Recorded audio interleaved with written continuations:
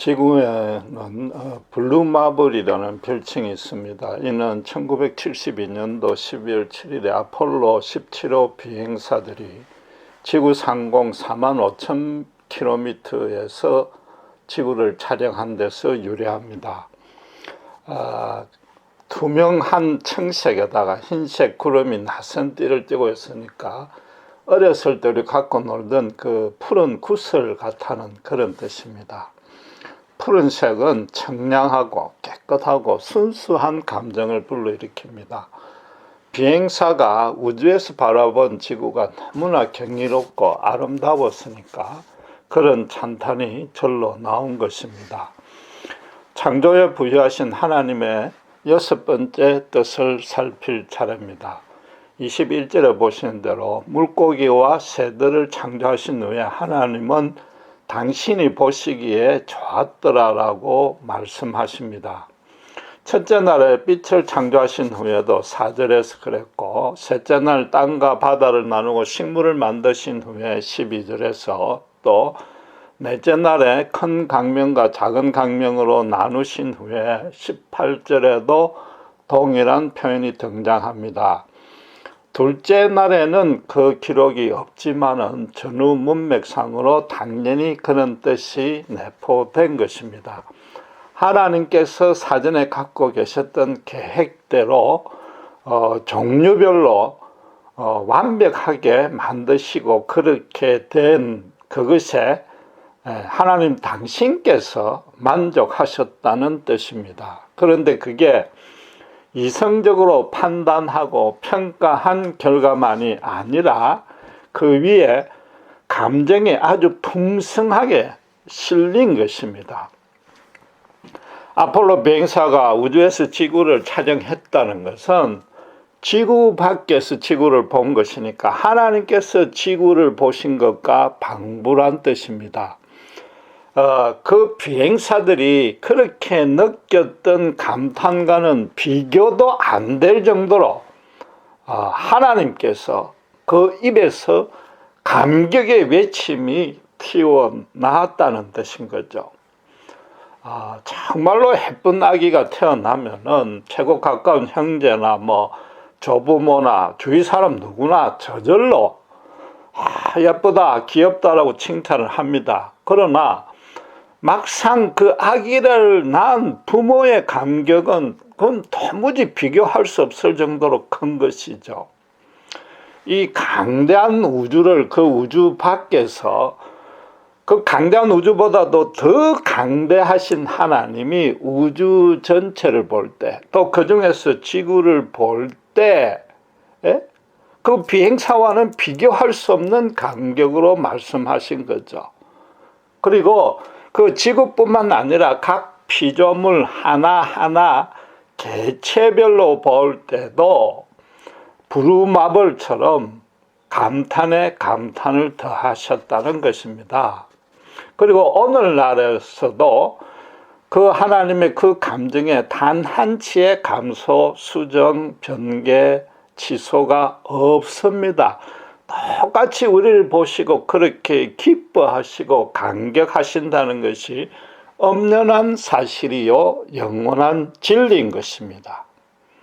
어쩌면 우리는 실감이 안 날 수 있습니다. 현재 내가 처한 환경과 내 꼴을 내가 봐도 형편이 없는데 하나님이 그렇게 보실까? 만약에 하나님이 그렇게 나를 기뻐하신다면 왜 그렇게 오랫동안 기도했는데, 그것도 내가 형통하게 해달라는 것도 아니고 고난만 없애달라는데 기도를 응답 안 하시는데 과연 그럴까? 의아스러울 수 있을 것입니다. 지구에 푸른색을 띈다는 것은 생명을 유지하는 핵심 요소인 물과 공기를 우리 지구 행성을 감싸고 있다는 뜻입니다.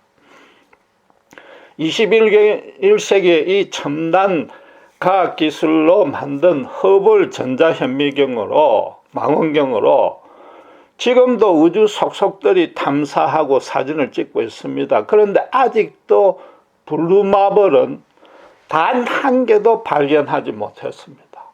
오직 지구 하나만이 블루마블인 것입니다.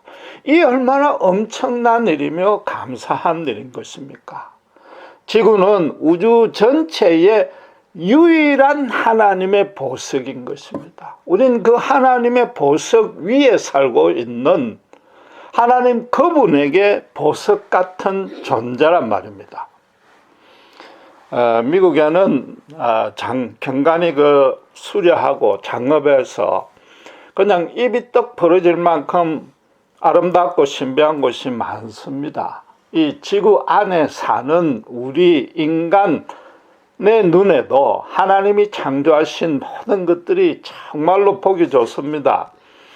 물론 미국이 땅이 너무 넓어서 이 캘리포니아에 있는 데스밸리 국립공원처럼 아주 삭막하고 황량한 땅이 넓게 펼쳐진 것도 곳곳에 있습니다. 우리가 지옥에는 가보지 못했지만은 아마도 그렇게 생겼을 것 같은 기괴한 형상의 바위들이 많이 있고 생명체가 하나도 살지 못하는 완전히 메마른 땅들도 있습니다. 그런데 이상한 것은 그런 곳에 가서 조금만 천천히 둘러보면은 그곳 나름의 멋있고 아름답습니다. 심지어 그런 곳에서 오히려 더 고요하고 안정이 되고 평화를 맛볼 수 있습니다. 그래서 미국 사람들 중에는 일부러 그런 외딴 곳에 가서 집을 짓고 사는 사람이 꽤 있는 것입니다. 우리 이 부족하고 어리석고 죄 찌든 피조물인 우리가 보아도 아름답지 아니한 것이 단 하나도 없는데 이걸 직접 만드신 하나님께서는 더 말할 필요가 없는 것이죠. 하나님 보시기에는 이 땅 어느 곳 하나, 피조물 어느 곳 하나 좋지 않는 것이 없습니다. 그런데 단 하나 외에가 있습니다. 바로 인간입니다. 인간은 하나님께서 당신의 형상과 모양을 닮게 만드시고 모든 피조물 가운데 어떠므로 세워주셨습니다. 이 땅을 당신 대신에 다스리고 정복하라는 것입니다. 이 땅에 아름답고 진실하고 선한 하나님의 나라를 건설하라는 뜻이었습니다. 그런데 인간은 하나님이 눈에 보이지 않는다는 핑계로 아니면 알면서도 일부러 이 땅을 자기 것이라고 자신하고 착각하고는 제멋대로 정복을 해버렸습니다. 무분별하게 개발만 한 거지요. 이 부루마블이 완전 몸살을 앓았습니다. 환경이 오염되고 지구온난화가 심각해졌습니다. 급속도로 사막화가 진행이 되고 있습니다. 이곳 우리가 사는 캘리포니아만 해도 1000년 만에 가뭄이 닥쳤다고 그러고 있습니다. 지금 자동차 세차는 당연히 금지가 되어 있을 뿐만 아니라 급기야 이 미국의 자랑인 잔디 깔린 정원, 자동급수가 되는 이 정원을 없애면은 정부에서 보상금을 주는 조치까지 강구하는 단계에 이르는 것입니다. 이 환경만 한패화된 것이 아니고 인간관계에서도 완전히 사랑이 실종이 되어버렸습니다. 디모데후서 3장 1절 5절의 말씀대로 모든 사람들이 자기와 돈만 사랑하고 부모도 거역합니다. 감사와 거룩은 눈을 닦고 찾아볼래도 찾지 못하고 모두가 절제하지 못하고 사나워졌습니다. 오늘날 옛날보다도 나라와 나라 간의 전쟁이 준 것은 확실한데 그것이 인간이 선해지가지고 나라끼리의 갈등을 간용하고 조정하고 통합했기 때문이 절대 아닌 것입니다. 인간이 갈수록 영악해져 가지고 전쟁을 치면 다 같이 죽는다는 걸 알기 때문에 안 할 따름인 것입니다. 대신에 인간과 그 나라 공동체 속에 가득 찬 그 분노와 죄악과 저주와 심지어 그 흑암의 기운을 어떻게 푸느냐 하면은 아무 죄도 없는 불특정 다수 힘없는 시민들을 무차별로 죽이는 걸로 해소하고 있는 거죠. 인간의 죄악이 더 엄격히 말하면 이 사탄의 세력이 날이 갈수록 발악을 하고 있는 것입니다. 그래서 인간 공동체는 이런 테러로 파괴가 되고 있고, 인간 개인 한 사람은 그 내면이 썩어 들어가서 우울증 같은 정신질환이 지금 급증하고 있단 말이죠. 모든 인간에게 물어보십시오. 지금 현재 이 세태가 돌아가는데 앞으로 소망이 있는가 절망인가? 점점 더 나아질 것인가 나빠질 것인가? 10중 8구 한 목소리로 부정적인 대답밖에 안 합니다. 아마 하나님 보시기엔 더 정확히 알고 계실 것입니다. 그럼에도 서두에서 말씀드린 대로 하나님은 지금 이 땅에 이 지구 인간을 그 좋아하셨던 마음에서 그 심정에서 단 한치도 변동이 없는 것입니다. 하나님이 나이 들어서 노안이나 착시가 온 것도 아니요, 영적 분별력이 떨어질 리도 전혀 없습니다. 하나님은 모든 피조물 중에 인간만큼은 유일하게 안쓰럽게 여깁니다. 안타깝게 여깁니다. 그럼에도 여전히 사랑하시는 유일한 이유는 당신께서 창조하신 피조물이기 때문인 것입니다. 자기 자식이 병이 들었던, 나쁜 길로 빠지던, 심지어 살인범으로 사형 확정이 돼서 감옥에 있든지 간에 그 자식을 사랑하는 애틋한 부모의 마음은 절대로 줄지 아니하고 날이 갈수록 오히려 늘어납니다. 자식은 부모를 버릴지라도 부모는 절대로 자식을 평생 버리지 아니하고 가슴에 품는 것입니다. 대신에 인간이 가진 한계와 이 연약한 인생 때문에 그 사랑을 100% 완전하게 충분하게 표현도 못하고 실현도 못할 뿐이지만은 자식은 부모 마음 안에 떠나지 아니하는 것입니다. 인간의 부모가 그럴 텐데 전지전능하시고 완전하시고 거룩하신 하나님께서 당신이 직접 만드신 피조물에 대한 사랑에 변함이 있을 리는 없는 것입니다. 그러나 우리가 주지해야 될 사항이 하나 남아 있습니다. 하나님이 모든 피조물을 사랑하시고 인간도 여전히 사랑하신다는 그 말씀은, 그 진술은 그분이 가슴에 품고 있는 하나님의 정서입니다. 감정인 거죠. 대신에 그분은 반드시 이 땅에 공평과 정의가 바로 서기를 아주 깊이 소망하십니다. 이 땅에 당신의 이름을 찬미하는 당신의 백성들로 당신의 나라를 세우기를 더 원하시는 거죠. 그래서 인간 중에 양과 염소를 구분하시고 구원과 심판으로 반드시 나누시는 겁니다. 그 나누는 기준은 창조 때부터, 말하자면 인간이 타락하기 전부터 정해져 있습니다. 세워져 있습니다. 모든 동식물이 그 생명을 유지하는 핵심 요소가 물과 공기인데, 이 물과 공기는 사실은 색깔도 없고 맛도 없고 냄새도 없습니다. 그렇다고 흰색도 아니고 그냥 투명할 뿐입니다. 샌디에고 시월드 가면 그 큰 샤무 고래쇼 하는 그 큰 수영장의 물도 또 보면 그냥 흰색입니다. 투명입니다. 그런데도 이렇게 경이로운 푸른색을 띠는 이유는 빛의 파장 차이 때문입니다. 파란색은 물이나 공기가 흡수를 못하고 반사를 하기 때문에 그렇게 보이는 거죠. 그래서 그 양이 많을수록 더 깊고 푸른 심오한 색을 띠게 되는 것입니다. 빛이 없으면 푸른색이 안 보이는 거죠. 지구가 부루마블로 보이게 된 것은 하나님이 첫날에 빛을 창조했기 때문인 것입니다. 지금 지구에는 매연이 가득합니다. 한국은 중국에서 미세먼지가 날라와서 비가 오면 세차가 되는 게 아니고 검은물이 흘러내릴 정도입니다. 인간이 모여 사는 곳에는 악취가 진동을 합니다.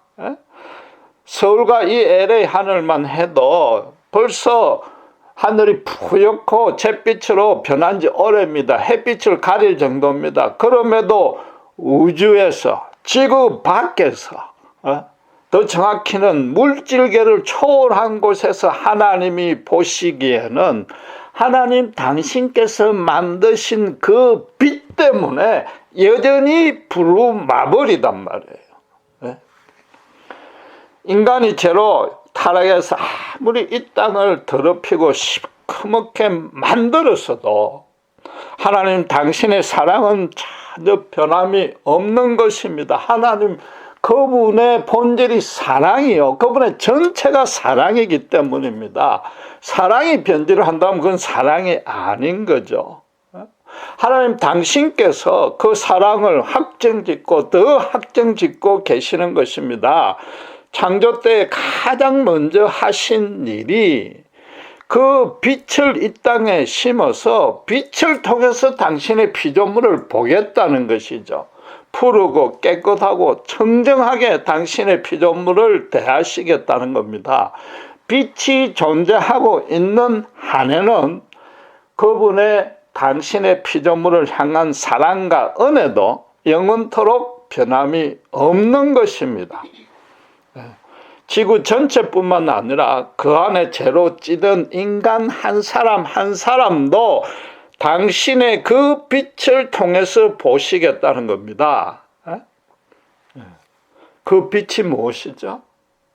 요한복음 1장 1절의 말씀대로 태초부터 계셨던 생명의 말씀인 예수 그리스도단 말이에요. 1장 3절에 만물이 그로 말미암아 지은 바 되었고 지은 것이 하나가 그가 없이는 된 것이 없다고 그랬습니다.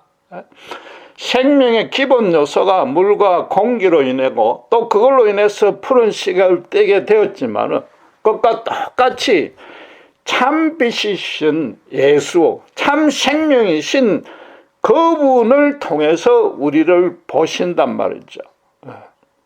그런데 불행하게도 참빛이 세상에 와서나 사람들이 그를 알지 못했습니다. 육체대로 예모대로만 판단해가지고 비천한 로마 사형수로 십자가에 처형을 해버렸습니다. 그런데도 하나님은 그 십자가 안에 하나님의 그 푸른 빛을, 생명의 빛을 숨겨 놓은 것입니다. 십자가의 그 빛을 영접하는 자, 그 이름을 믿는 자는 하나님의 자녀가 되는 권세를 주신 것입니다. 이 추악하고 더럽고 죽을 수밖에 없는 죄인인데도 그 죄가 주홍같이 붉을지라도 예수 십자가 그 빛의 파장을 통해서 양털처럼 희게 보시는 겁니다. 예수님의 생명을 그 속에 품고 있는 자는 하나님 그분에게 보석이 되는 것입니다. 십자가의 빛을 통과하지 아니한 자는 이 세상에서 육체적인 생명이 아무리 펄펄 살아 뛰고 있고 호사스럽고 풍성하게 살아도 하나님은 그 빛이 없기 때문에 있는 그대로 더럽고 추악하고 죽을 수밖에 없는 죄인으로 보이는 것입니다. 스바냐 선지자가 어떻게 선언했습니까? 3장 17절에 하나님은 너로 인하여 기쁨을 이기지 못한다고 그랬습니다. 주체할 수 없다는 거죠. 하나님이 이기지 못할 일이 어디 있습니까? 하나님이 기쁨을 이기지 못한단 말이에요. 너를 잠잠히 사랑하신단 말이죠. 너로 인해서 하나님이 즐거이 부르시며 기뻐하신다고 그랬습니다. 이 엄청난 표현인 겁니다. 이사야서 43장 21절에 하나님이 인간을 창조하신 목적이 인간으로 하여금 당신을 찬양하게 했는데 이제 스바냐 선지자는 하나님이 인간으로 인해서 당신께서 노래 부르신다고 그랬단 말이에요. 스바냐 3장은 그 전반이 죄로 타락한 예루살렘의 멸망을 예언했고, 후반에 가서는 그럼에도 일부 여호와의 백성을 남겨놓는데 그게 언젠가 하면 마지막 날이란 말이죠. 스바냐 당시의 마지막 날은 예수님이 오시는 초림이요, 또 마지막 재림입니다. 그 소수에 남겨준 자리들이 뭐냐?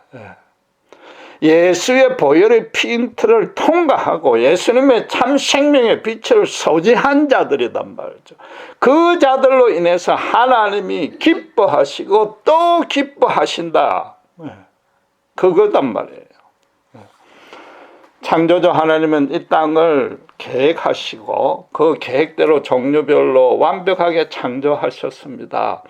거기에다 각각 이름을 붙여서 자기로 소유로 만드셨습니다. 그리고 너무나 만족해하고 협조해 했습니다. 그렇게 하신 목적은 오직 하나입니다. 에베소서 1장 10절에서 14절에 있는 대로 하늘과 땅에 있는 모든 만물이, 그 안에는 당연히 더더욱 인간도 포함해서 예수 안에서 통일되게 하려 했단 말이에요.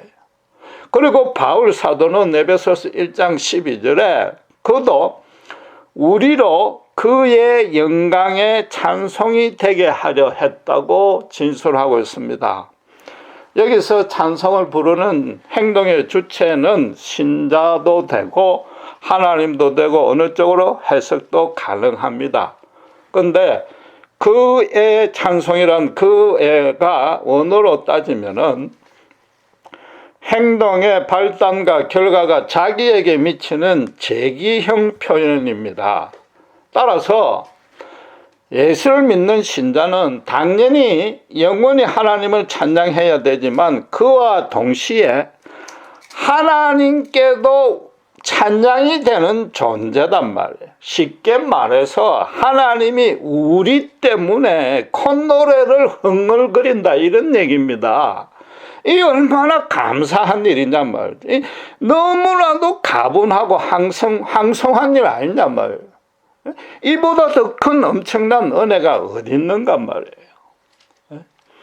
만약에 사형이 확정된 사형수가 본인이 아무 잘한 것도 없고 무슨 증거도 없고 공적도 없는데 무조건 일방적으로 사면됐다고 칩시다. 그럼 이 사면권자한테 평생 동안 종이 돼 가지고 섬길 것입니다. 그렇잖아요. 그런데 신자는 뭐예요? 사면만 된 게 아니고 그 위에 영생까지 확보했고 하나님 나라에 같이 건설할 하나님의 동력자로까지 부름받았습니다. 이 도무지 황송해서 이 말로 표현할 수 없는 겁니다. 그런데도 오히려 하나님이 찬양하신다, 노래 부르신다잖아요. 우리로 인해서 기쁨을 이기지 못한다고 그러잖아요.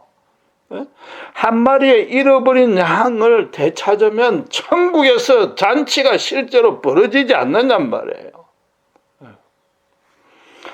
그러니까 기독교에서는, 다른 종교에서는 말도 안 되는 아주 엉뚱한 계명이자 계시의 말씀이 있습니다. 로마서 5장 3절의 말씀대로 환난 중에 즐거워하라고 그러는 거죠. 신자는 이미 하나님과 합평된 자요, 더 이상 정죄함이 없는 자입니다. 그래서 신자란 이 환난을 통해서 인내를 이루고 인내를 통해 연단을 통과하면은 하나님의 영광의 소망이 반드시 이루어진다는 걸 아는 것이죠. 그래서 환난 중에 즐거워한단 말이에요. 스바냐 선지자가 여호와의 그 남겨둔 적은 자도, 그래서 하나님이 기쁨을 못 이기는 그런 자도 누구라고 표현했는가 하면은 3장 12절에 공고하고 가난한 백성만 남겨둔다고 그랬단 말이에요. 바울 사도는 빌립보서 4장 4절에서 8절까지 뭐라고 이야기합니까? 항상 기뻐하라고 그랬습니다. 항상이란 것은 당연히 고난도 포함되는 겁니다. 그러니까 6절에 아무 염려 말고 기도하라는 거죠. 고난이니까 염려가 될 거 아닙니까? 예? 고난 중에 너희 인간은 하나님에 대한 찬양이 제대로 나오지 않을 수 있다. 그럼에도 하나님이 너희로 인해서 기쁨을 이기지 못하고 노래 부르며 기뻐하고 있는데 무엇을 염려하고 두려워할 거냐? 그 얘기인 거죠. 그래서 고난 중에 염려하지 말고 기도한다고 해서 인간적인 의지력을 가지고 억지로 어떤 안심과 어떤 현실에 대한 망각과 도피를 이루라는 뜻이 아닙니다. 빌립보서 4장 7절에 그렇게 기도하면 기뻐하고 기뻐하면서 아무 염려하지 말고 즐거워하며 기도하면 하나님의 평강이 그리스도 예수 안에서 너희 마음과 생각을 지켜줄 것이라고 하는 거죠. 신자가 볼 때 내가 내 때문에 도저히 평강이 없지만은 오직 하나님이 예수님 때문에 나를 부루마블로 보고 있다는 것을 기도 중에 재확인하라는 거죠. 하나님은 단 한순간도 나를 예면하거나 거절하거나 침묵하거나 싫어하고 귀찮고 하고 미워한 적이 절대로 없다는 것이 엄연한 사실이요 영원한 진리인 것을 그걸 기도하면서 확인하라는 거죠. 그러니까 뭐라고요? 항상 기뻐하라고 요구할 수 있는 거죠. 신자는 하나님이 기뻐하시는 자이기 때문에 언제 어디서 무슨 일을 만나도 넉넉히 승리할 수 있는 자입니다. 하나님처럼 이 자연과 다른 이웃 인간들을 부루마블로 볼 수 있는 자가 신자입니다. 언제 어디서 무슨 일을 만나든지 간에 예수님의 십자가의 그 아름다운 빛의 파장을 통해서 볼 수 있고 그래서 항상 콧노래를 부를 수 있어야 신자인 거죠. 지난주에 미국 크리스찬 신문 기사에서 조금 우울한 내용을 하나 봤습니다. 미국은 알다시피 공화당은 기독교 보수파로 하나님 중심이고 성경을 성경대로 믿는 쪽입니다. 민주당은 하나님보다는 인권을 우시하기 때문에 동성애나 낙태를 찬성하는 그런 자유주의파입니다. 그런데 놀랍게도 이 환경오염과 지구온난화에 대해서는 공화당이 민주당보다 훨씬 덜 심각하게 별 문제가 아닌 것처럼 판단하고 있다는 거죠. 그 기사에는 이유가 나오지 아니했지만 제가 추측건데 공화당 쪽에서는 경제 개발이 더 우선이라고 생각을 하는 거죠. 아직도 지구를 거룩하게 다스리기보다는 정복만 하려 했던 구시대의 그런 기독교 독재의 잔재가 완전히 떨쳐버리지 못하고 있는 거죠.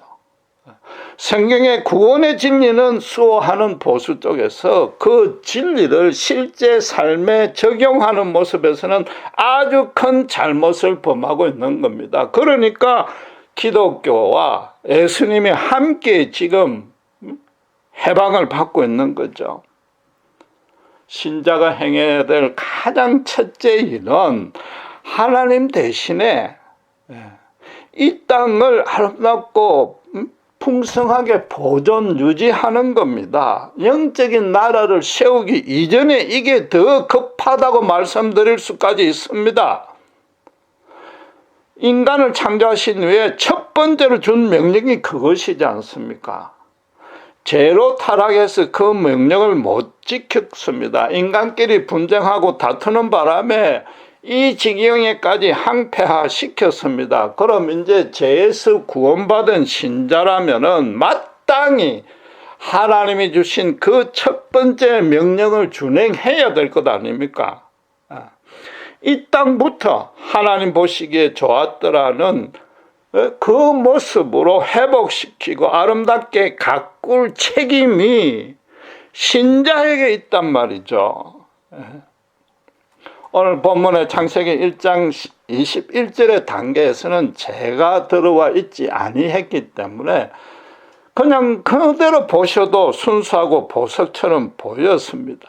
그러나 이 인간이 죄로 땅을 더럽혔습니다. 피로 물들여 버렸습니다.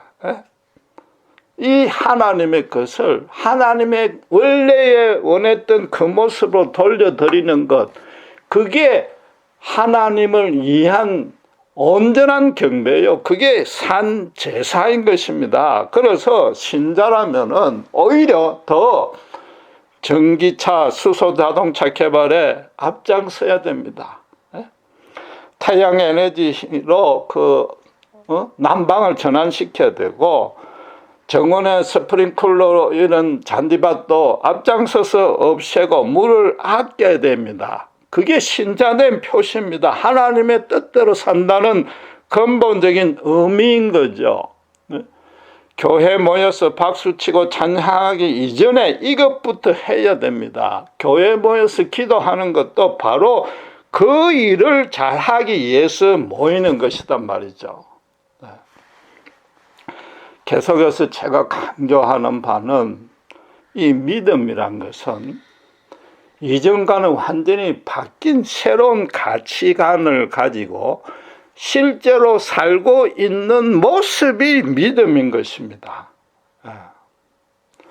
이 인간의 탐욕과 제약은 끝이 없습니다. 서로 분쟁하고 충돌할 것입니다. 그래서 이 땅의 삶이 끊임없이 고난과 모순과 후퇴와 파괴가 이어질 것이고, 개인적으로 볼 때도 강야 같은 인생길을 신자라고 벗어날 수 없습니다. 그 하루하루를 하나님 뜻대로 싸워 이기고 살아남아야 됩니다. 그 현실에서 거룩하게 사는 그게 믿음인 것입니다. 교회 안에서 교인끼리 모여서 경건하고 거룩하게 이루는 모습, 그걸 유지 못할 자는 아무도 없습니다. 그건 믿음과 상관없이 다 그렇게 할 수 있단 말이에요. 교회 문 밖에 나갔을 때, 그것도 혼자 있을 때에 삶과 부딪혀서 그 믿음이 드러나지 아니하면 그건 믿음이 아니단 말이에요. 믿음의 본질이 뭡니까? 오늘 본문으로 따지면은 나는 하나님을 기뻐하는 모습이 현실 때문에 오르락내리락 할 수 있지만은 하나님은 영원토록 신실하게 나를 기뻐하신다는 사실을 아는 것 아닙니까? 아는 것으로 그치는 게 아니라 그 알에 따라서 행동하는 것이단 말이에요. 그렇다면은 환난 중에도 하나님의 기쁘심을 잊고 있는 자니까 같이 기뻐할 수 있어야 된단 말이에요. 하나님의 기쁘신 뜻이 어떤 환난 가운데도 숨겨져 있고 반드시 그분의 영광으로 드러날 열매로 맺힐 씨앗이 그 안에 숨겨져 있단 말이에요.